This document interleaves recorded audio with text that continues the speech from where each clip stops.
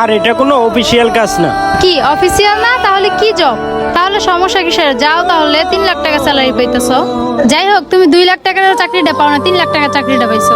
আচ্ছা ঠিক আছে, তাহলে আমি স্যারের সাথে ডিলটা ফাইনাল করি। আচ্ছা ঠিক আছে, তাহলে তাড়াতাড়ি ডিলটা ফাইনাল করো।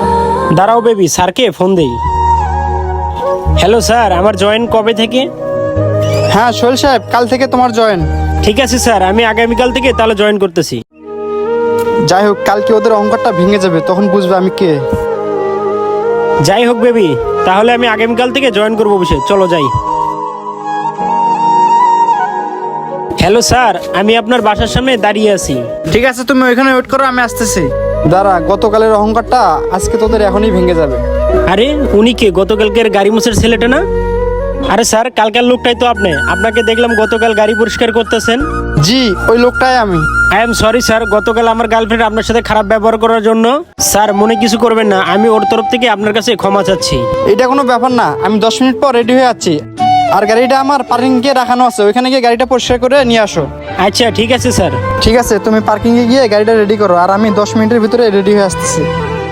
দোস্ত 2 মিনিট রাখতো। আর সোহেল, তুমি এখানে কি করো? আরে হ্যাঁ, আমি এখানে। তুমি এখানে কি করো? আমার একটা ফ্রেন্ড কল দিছে, এর জন্য দেখা করতে আসছি। যাই হোক, তুমি এখানে কি করতেছো অফিসে না গিয়ে? আরে বেবি, আমি তো অফিসেই ছিলাম, একটু আগে স্যারের বাসার সামনে আসলাম।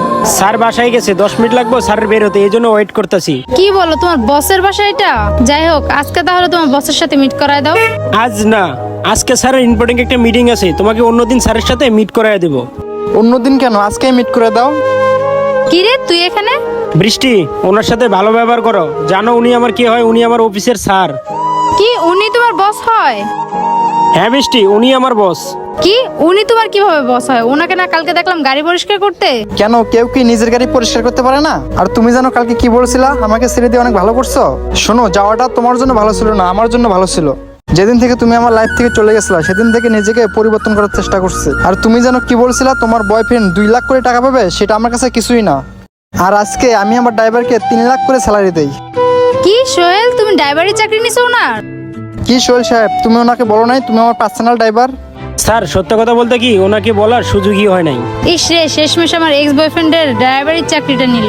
স্যার আপনার মিটিং এ লেট হয়ে যাচ্ছে, চলেন যাই। বৃষ্টি, আমার অফিস কোনটা জানো? ওই যে সামনে যে বড় বিল্ডিংটা দেখতেছো না, ওটা আমার অফিস। আচ্ছা সোহেল সাহেব, তাহলে চলো অফিসে যাই। ঠিক আছে বৃষ্টি, তাহলে তুমি বাসায় যাও, আমি স্যারকে নিয়ে অফিসে যাচ্ছি। বন্ধুরা, কেউ কখনো কারো অবস্থান না বুঝে কাউকে ছোট করে দেখবেন না। ভিডিওটি কেমন লাগছে, ভালো লাগলে অবশ্যই লাইক কমেন্ট শেয়ার করে আমাদের সাথে থাকবেন। আমার পেজে নতুন হলে পেজটি ফলো দিয়ে রাখবেন। ধন্যবাদ সবাইকে।